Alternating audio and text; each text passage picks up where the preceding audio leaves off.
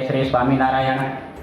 મારું નામ ચિરાગ મનસુખભાઈ ઠેસિયા છે તથા મારું ગામ ઇંગોરાળા, તાલુકો બાબરા, જિલ્લો અમરેલી છે અને છેલ્લા 10-12 વર્ષથી હું સુરત લસકાણા ખાતે રહું છું અને ભગવાન સ્વામિનારાયણનો આશ્રિત છું।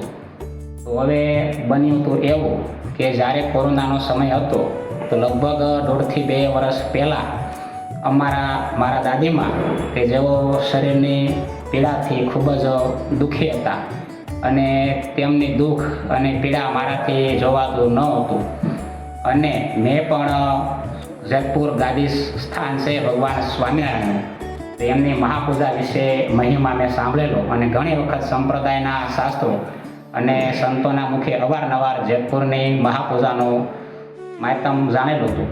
તો મેં પણ એવો એક મનમાં સંકલ્પ કરેલો હતો કે જો ભગવાન સ્વામિનારાયણ અમારા દાદીમાને આ દુઃખ અને પીડામાંથી મુક્તિ આપીને પોતાના દિવ્યધામ અક્ષરધામમાં વહેલી તકે તેડી જશે તો હું પણ મારી અનુકૂળતાએ અને મારી શક્તિ એ શ્રદ્ધાથી જેતપુર ગાદીસ્થાનમાં મહાપૂજા કરીશ એવો મેં એક સંકલ્પ કરેલો।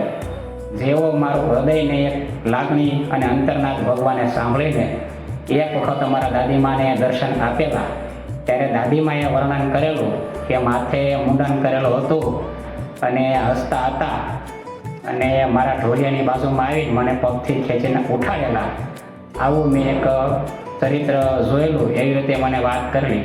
ત્યાર પછી નજીકના 10 થી 15 દિવસમાં ભગવાન તેમને ધામમાં તેડી ગયા હતા અને મેં પણ મારા દાદીમાને કીધું હતું તો તમને જેના દર્શન આપેલા હતા એ ભગવાન સ્વામિનારાયણ પોતે હતા, તો તમે હવે ભગવાનના નામનું સ્વામિનારાયણ સ્મરણ કરજો, મહારાજ તમને ધામમાં તેડી જશે। અને ભગવાને પણ અમારા દાદીમાને ધામમાં તેડી ગયા હતા અને એને જે શરીરની દુઃખ અને પીડા હતી એમાંથી મુક્તિ આપેલી હતી।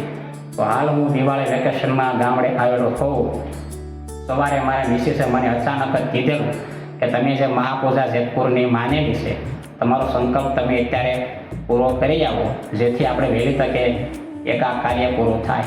તો ત્યાર પછી બપોર પછીથી જ અમે જેતપુર આવેલા છીએ અને મહાપૂજાનો જે સંકલ્પ કરેલો છે એ પૂર્ણ કરવા માટે આવેલા છે। અસ્તુ, જય સ્વામિનારાયણ।